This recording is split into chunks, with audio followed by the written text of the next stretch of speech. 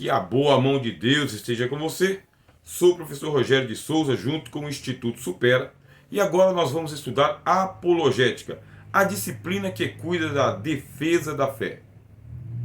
O Evangelho, ele recebe muitos ataques, inúmeros ataques, que podem vir de fora das grandes religiões, que fazem uma negação total e completa da fé cristã, mas ele pode vir também de movimentos dissidentes do próprio cristianismo, que permanecem dentro das fileiras do Evangelho, das fileiras das igrejas, mas nem prega o Evangelho e nem pode ser considerado igreja. O nosso Instituto disponibilizou para você o livro-texto. Por meio dele, você vai ter aqui um extrato dos principais ataques que nós recebemos e que precisa de um defensor, um apologeta. Cada geração precisa levantar os defensores da fé. Não dá só para anunciar o Evangelho e pregar o Evangelho.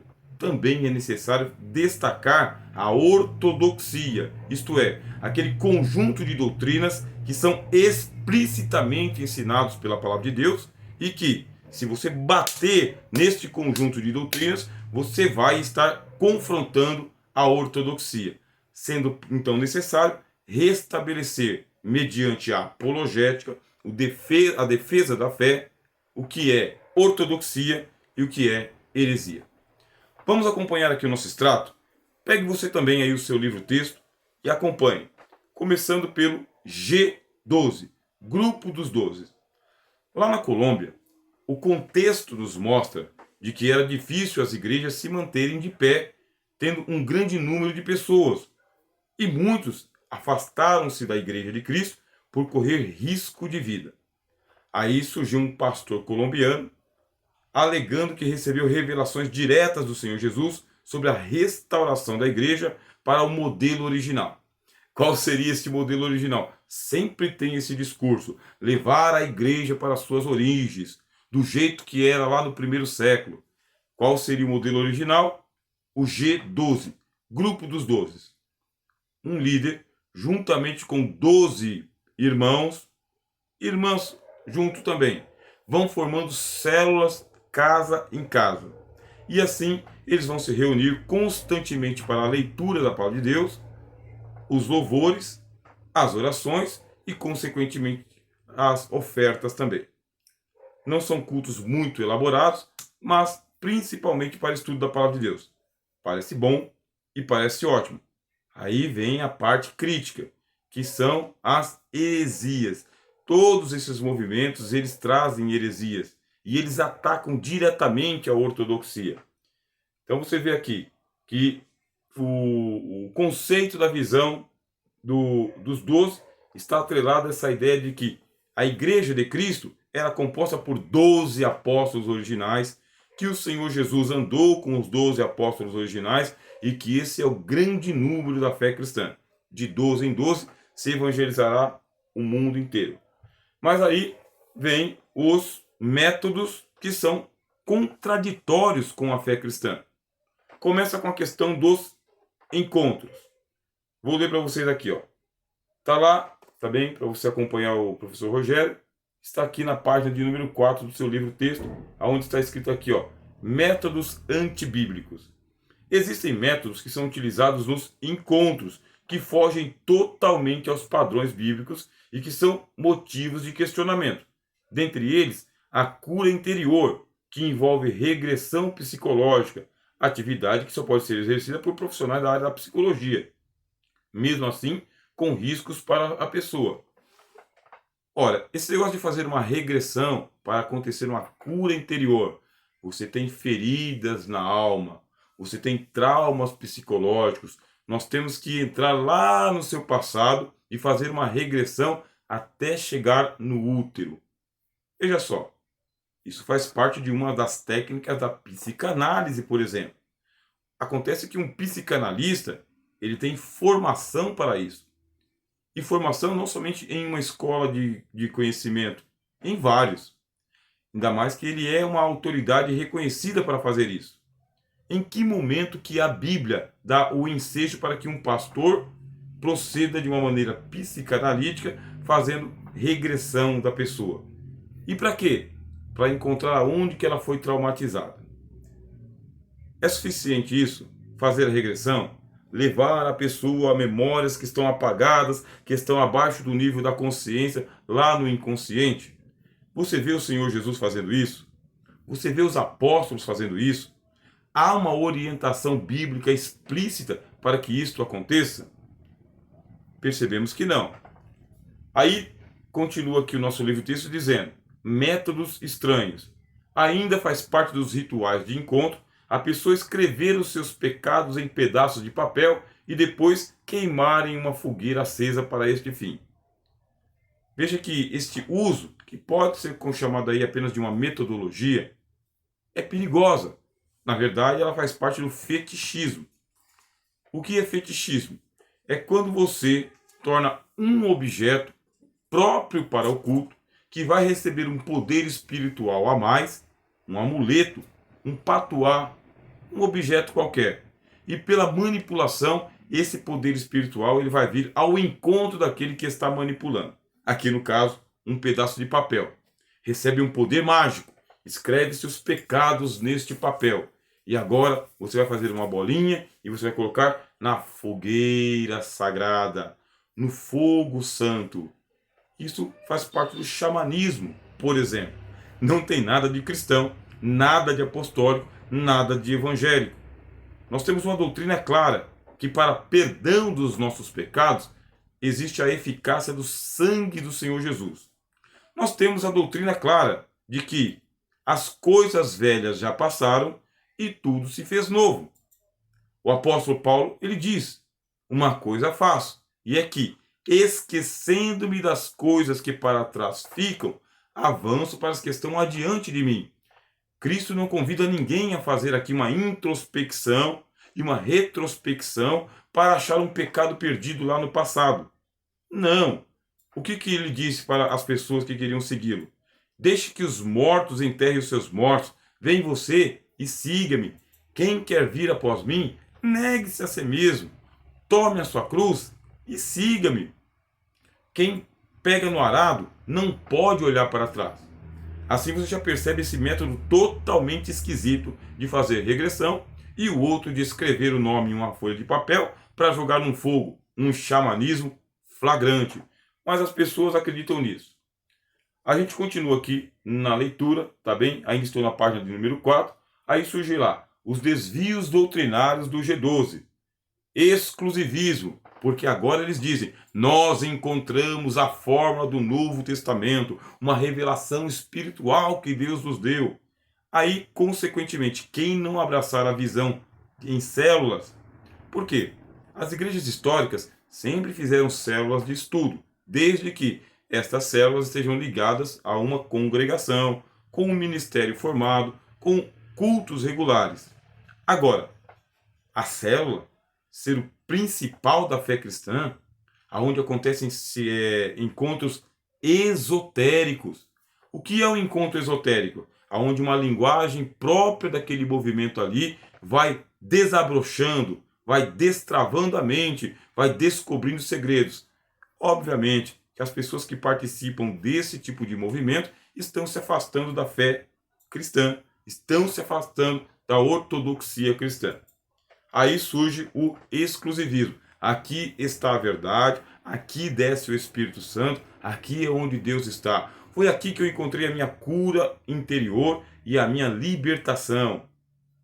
Muito bem, esse é um desvio doutrinário, tá? A gente vê aqui, ó, vou ler para você aqui, ó. Desviar-se da doutrina é deixar de ensinar e trilhar na boa doutrina e escolher caminhos próprios da interpretação. Na medida em que as práticas adotadas nos encontros exigem da pessoa quebra de maldição hereditária, regressão psicológica, escrever o pecado em pedaços de papel e depois queimá-los, todo o passado de vida cristã é desconsiderado. Quanto a isso, a Bíblia nos ensina que o nosso passado foi esquecido por Deus em Cristo quando o confessamos. Sem falar disso, além do exclusivismo, existe também o sectarismo. O que é o sectarismo? É a divisão do corpo de Cristo em múltiplos órgãos. O corpo de Cristo não pode ser dividido em órgãos, muito menos em células. Isso chama-se sectarismo o apóstolo Paulo colocou isso aqui na lista dos pecados da carne, tá bem? Nós temos aqui no nosso livro texto um parecer da Convenção das Assembleias de Deus no Brasil. Quer dizer, serve como parâmetro, serve como modelo, tá bem? Aí depende da sua denominação, ela tem também a sua convenção e você tem que procurar saber quais são as principais doutrinas que a tua igreja defende.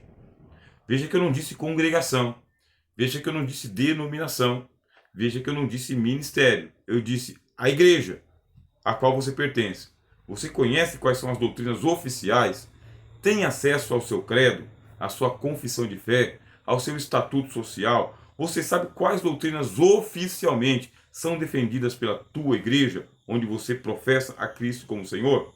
Aqui está o da Convenção das Assembleias de Deus quanto à cura interior.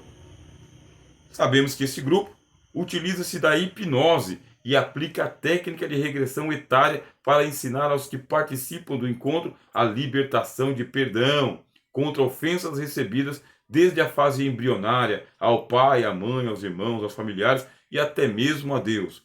A cura interior que nós cremos e a Bíblia respalda é aquela operada pelo Espírito Santo, onde não precisa de ajuda do homem. É um parecer. Significa: eu tenho que liberar perdão. Esse linguajar já mostra para você uma coisa estranha ao Novo Testamento.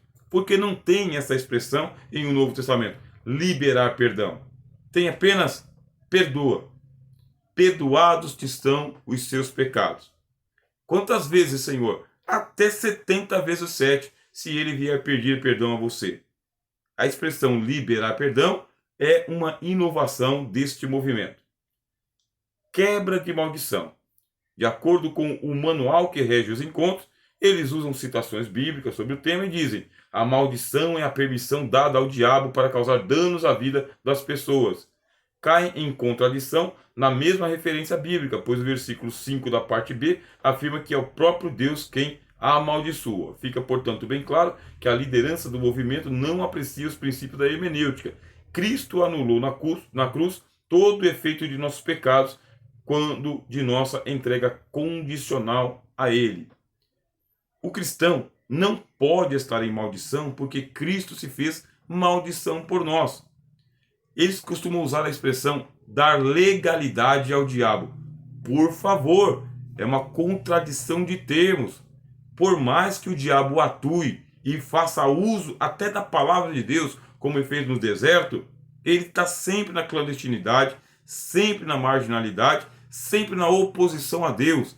Não tem como dar legalidade ao diabo. Isso aí é uma inovação que o movimento do G12 trouxe. Você vê, quebra de maldição. Não crê que o Senhor Jesus já levou sobre si a maldição dos nossos pecados, deixando lá encravado na cruz? Aí tem aqui a fogueira para queimar pecado, do qual nós já comentamos com você, e outros ensinos totalmente díspares da palavra de Deus. Segundo, na página 6, fala-se sobre a nova era. A nova era é justamente a ascensão da chamada Era de Aquário. Então, isso aí vem desde os tempos dos apóstolos, através do gnosticismo, e vem perseguindo a igreja de Deus. O que é essa nova era? É um sincretismo religioso com o uso de diversos símbolos de diversas religiões, místicas, é verdade, esotéricas, é verdade, que fazem o uso da religião da natureza. A turma da nova era diz que está para chegar a Era de Aquário, New Age, a Era de Aquário. Enquanto o cristianismo estiver forte, pungente, sendo professado por milhares e milhares de pessoas, eles dizem: nós estamos na Era de Peixes. Mas depois da Era de Peixes virá a melhor de todas, a Era de Aquário, onde os homens viverão em paz. E esta Era de Aquário, ela vem junto com a nova ordem mundial, onde um Maitreya, um avatar, ele vai surgir para poder organizar a vida espiritual e religiosa das pessoas em maior harmonia, sem conflitos. A negação é clara ao Evangelho do Senhor Jesus, tá bem? Aí tem aqui o nome da Helena Petovina Blavatsky, tá bem? Russa, que é a grande profetisa da nova era, e aqui coloca para nós qual que é o objetivo da nova era. O objetivo idealizador da nova era é alcançar o estabelecimento de uma nova ordem mundial, e é justamente nesse sentido que o planeta está caminhando. Quer dizer, a era de peixes ainda é uma era escura, uma era retrógrada, atrasada, mas nós temos que chegar até a era de aquário. Os enfoques contraditórios da nova era. O que ensinam sobre Deus? Primeiro, é uma religião da natureza. Logo, ela ensina o panteísmo. Deus está presente no homem interior, lá no profundo da sua alma. E você tem que entrar em contato com o Deus lá no interior. Tanto é que eles trazem muitos elementos do hinduísmo, onde tem aquela saudação, a Namasté. O Deus que está em mim saúda o Deus que está em você. Um fogo interior, para encontrar também uma paz interior. Começou a perceber o sincretismo entre a nova era e o G12, que falam de cura interior? O que eles ensinam sobre Jesus? Ora, eles negam a divindade plena de Cristo, dizendo que ele é apenas uma encarnação em diversos avatares. Maomé, Buda, Krishna e Jesus são espíritos de luz superior que encarnam, trazem grandes ensinamentos para a humanidade, mas não promovem nenhuma obra de redenção pessoal. É algo mais universal, mais holístico, mais nirvana, como ensina o hinduísmo. O que eles ensinam sobre a Bíblia? Eles não valorizam a Bíblia como sendo a palavra de Deus. Simplesmente emprestam a ela uma interpretação esotérica, quer dizer, recortam a Bíblia em quadradinhos, a parte que lhes interessa, fazem uma citação sincrética, sincronizando ela com os ensinos herméticos dos outros grandes mestres de todas as religiões. Fala-se aqui sobre as distorções da doutrina da salvação. Para a nova era, o problema do homem é porque ainda não evoluiu suficientemente, ele ainda vive no plano inferior. A salvação vem como lá no gnosticismo. A salvação vem pela autoiluminação. Cada um de nós pode chegar ao status de Buda. Chegando ao status de Buda, o iluminado, você para de encarnar no plano inferior e vai agora encarnar no plano superior. Em tudo isso, a Bíblia afirma o contrário. O homem só resolverá os seus problemas em Cristo. Bom, eu estou apontando para vocês aqui, junto com o Instituto, quais são os problemas. Isto porque, acredito, você já está num ponto do curso teológico que você já possui bastante maturidade nas doutrinas de Cristo. O que é recomendável? Que você faça todo o curso teológico. Tenha uma excelente formação. Comece sim com um estudo de bibliologia sobre a palavra de Deus. Estude teontologia ou teísmo, estude cristologia, pneumatologia ou paracletologia, estude a doutrina dos anjos, a doutrina do homem, a doutrina do pecado, a doutrina da salvação, estude sistematicamente, ponto por ponto, porque estas doutrinas, elas estão presentes na teologia sistemática para que você possa ter base na hora de fazer a sua refutação. Quer dizer, não basta estudar esta disciplina de apologética e pensar, puxa, agora eu sou um apologeta. Tem que ter amplo domínio da palavra de Deus, da doutrina e conhecer historicamente como é que se fundamentou a teologia cristã. Bom, nós estamos chegando quase que aos instantes finais dessa primeira parte da aula. Não queremos que ela fique muito longa para que você possa fazer aqui um excelente aproveitamento. Mas existem aqui algumas recomendações, tá bem? Busquemos fortalecer a nossa fé, devemos renovar a nossa esperança, devemos viver em discernimento, tá bem? E no final dessa primeira parte, você vai encontrar aqui o exercício de número 1, está lá na página de número 9 do nosso livro-texto. Peço que você, com muita paciência, procure responder as atividades que nós propomos para vocês aqui, tá bem? Não é tão difícil assim. Tem aqui, o verdadeiro ou falso, o objetivo da nova era, o que ensinam sobre Deus, o que a nova era ensina sobre a Bíblia, etc. e tal. No próximo vídeo, eu vou estar começando a falar com vocês sobre o neopentecostalismo. que eu posso adiantar antes de chegarmos ali no próximo vídeo sobre o neopentecostalismo? Bom, nós estamos vivendo no que os sociólogos e os filósofos chamam de pós-modernidade. Então a pós-modernidade, ela modificou muito o cenário da religião cristã, da profissão de fé. Modificou como? Trouxe valores do secularismo para dentro da fé cristã. O que é secularismo? São os valores da sociedade secular, do mundo lá fora. Então esse mundo lá fora não está mais lá fora. Ele veio para dentro das nossas igrejas, dentro da nossa profissão de fé e para dentro da nossa hermenêutica também. Consequentemente, a fé cristã ela tem diversas versões. Você tem a versão mais antiga da fé cristã, que está entre os ortodoxos gregos. Justamente, a igreja ortodoxa grega, junto com a igreja armênia, lá na Síria, lá perto da Síria, lá perto do Oriente, lá para o lado do Oriente, são as igrejas mais antigas que existem. As igrejas ortodoxas gregas. Depois você vai ter a igreja de versão católica. Veja que eu estou falando católica. Você tem a igreja católica apostólica romana e a igreja católica apostólica grega. São duas igrejas. Depois disso, você vai ter aí o protestantismo. Dentro do protestantismo, você tem o luteranismo, o presbiterianismo. E depois, você vai ter as igrejas congregacionais, como os batistas, por exemplo. Estou apenas dando alguns exemplos. Ou os próprios metodistas. Aí vem as ramificações calvinistas, arminianas e por aí vai. Quando chega em nossos dias, nós vamos ter o pentecostalismo. Aquelas igrejas que vieram do tempo da Reforma, agora elas são chamadas de igrejas históricas. E elas trabalharam a doutrina.